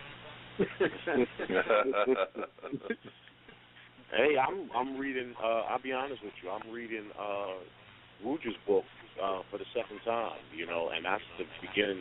That's just the introduction of Mdw Ntr. And I'm, like I said, the first time I was perplexed.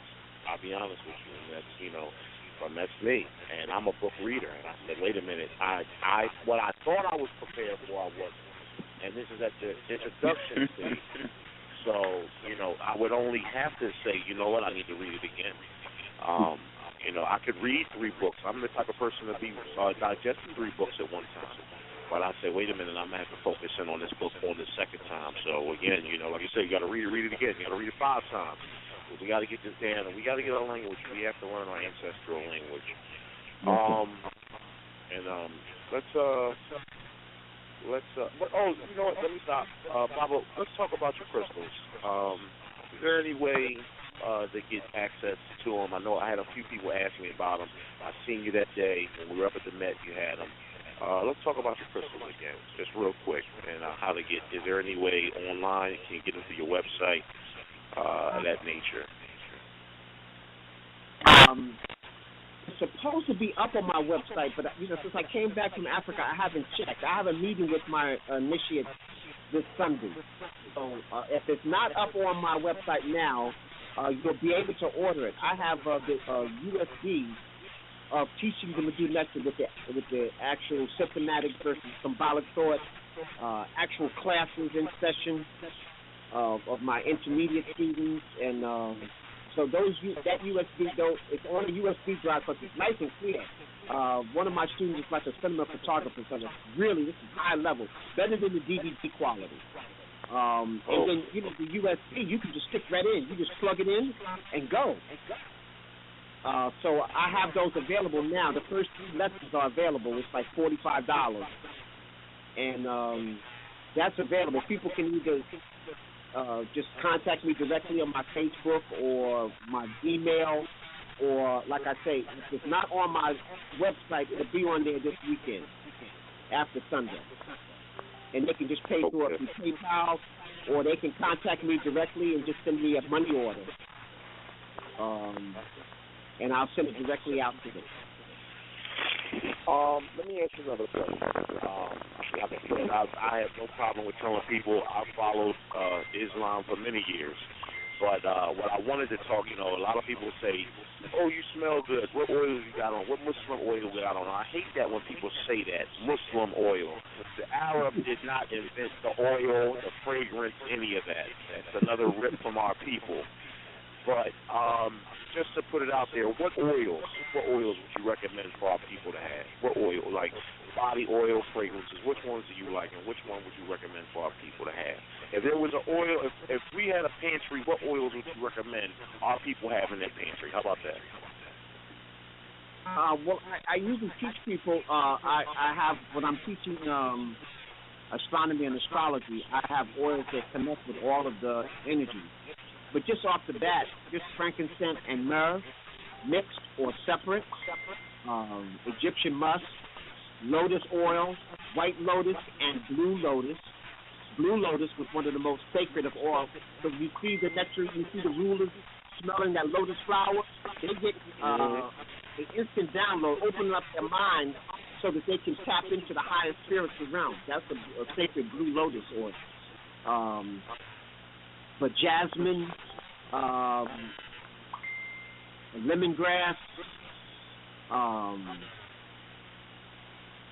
that's just off the top of my head. Those are oils.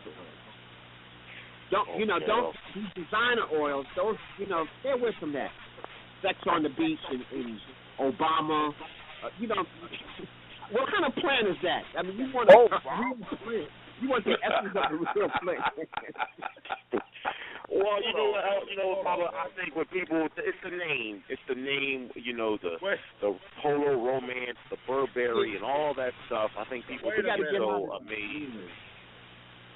Elder, are you telling me that there's a fragrance out there called Obama? Oh yeah, they got Michelle Obama. They got Obama. I'm done.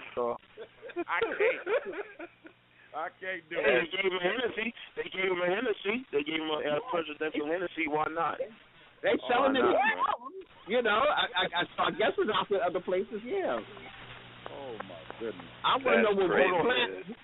Did y'all get with her funk or what? I mean, how did y'all get this fragrance? What plan is this?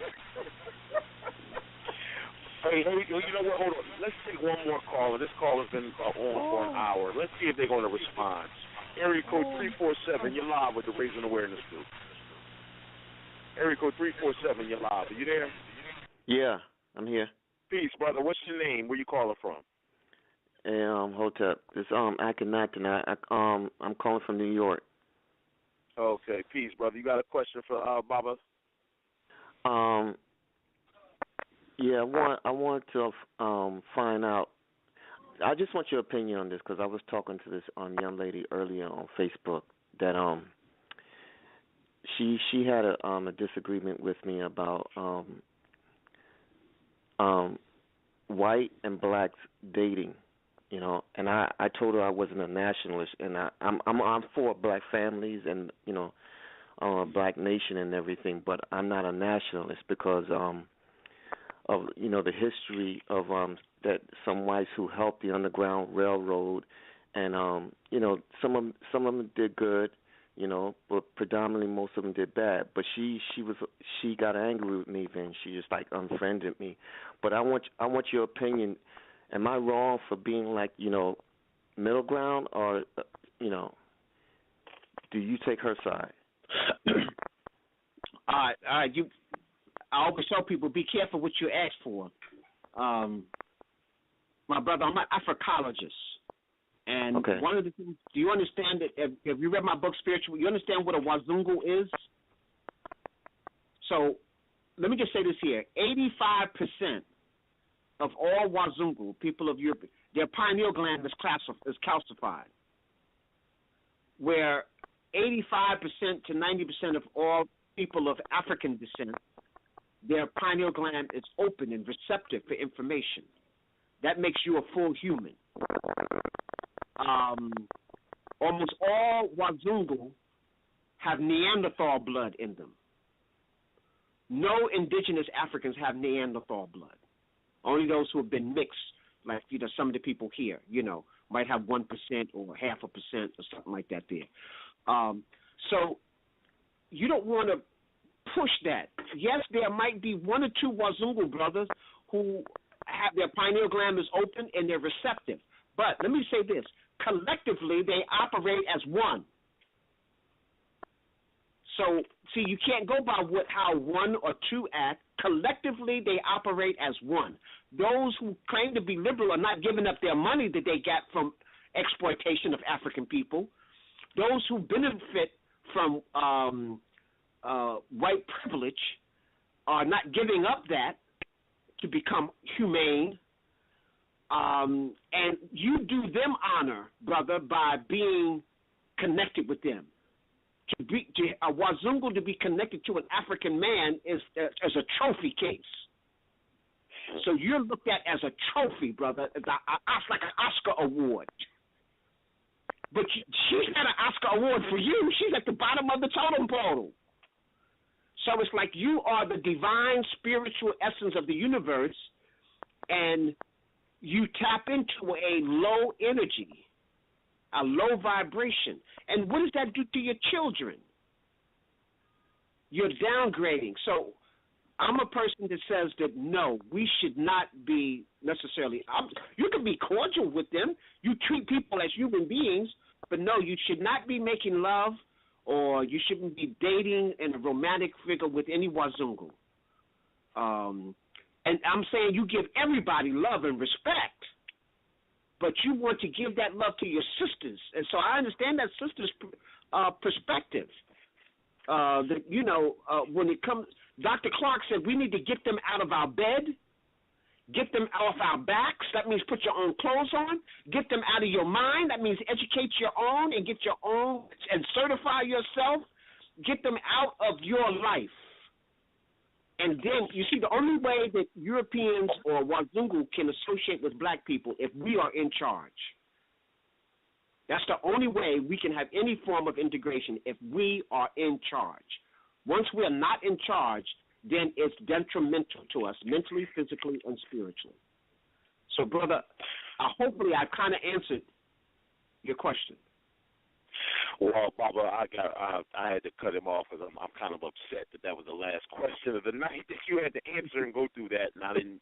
But again, you straightened it out and you articulated it properly, and yeah, you straightened it out because we're going to have to wrap it up. And again, I hope the panel. Just going to let the panel tell you how thankful you are, our elder. He's still on, and just thank you for chiming in with us and dropping all the jewels that you did for tonight. And I hope in the future we could definitely build with you again. I know you have a very tight, busy schedule in your travels, but hopefully maybe either we're going to come up to the Met and just have some type of video conference with you, something, because we got to have you, elder. We need you. The community needs you, and hopefully we could build with you sooner rather than later. And again, we're the Raising Awareness Group. You can find our website, raisingawarenessgroup.com. We're on Facebook and our YouTube, same name. This blog talk will be instantly recorded and be available. Anybody on the panel has anything to finish? Go ahead. I would appreciate if y'all would send me a copy of this, you know. Oh, you will be the first one to have it, Bubba. You'll be the first one. I promise you that. Anybody else on the panel? Kevin Williams, Akil, anybody? Dua Elder, Dua Seba, we appreciate you coming on and hope to do it again sometime. Okay, I'd like to just say that if I've said anything of value or anything that can enhance you, don't clap, but just activate it into your life right away. If I have made any mistakes, I take full responsibility. We're going to wrap it up tonight with actually a clip of one of your lectures, and I hope you like it. It's in your words, so we couldn't steal it or copyright it. We just want to replay it. Again, thank you for everybody for listening and chiming in. We're the Raising Awareness Group. We're available every Wednesday at 8 o'clock. Chime in with us next Wednesday, and hopefully see you soon. Dua. Peace, everybody. Dua. Peace, family.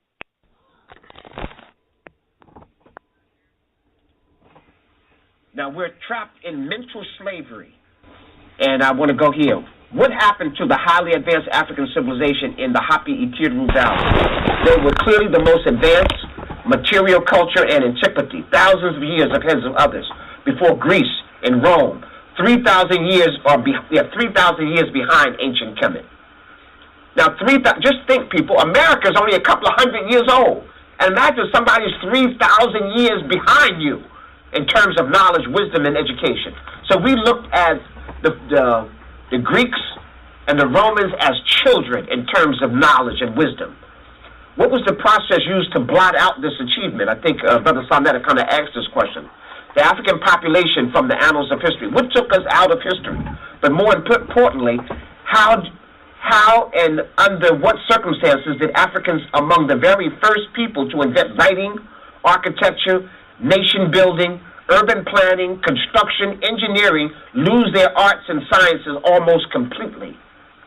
All of the books written about Africans is by the conquerors and reflect their values and their viewpoint, not ours.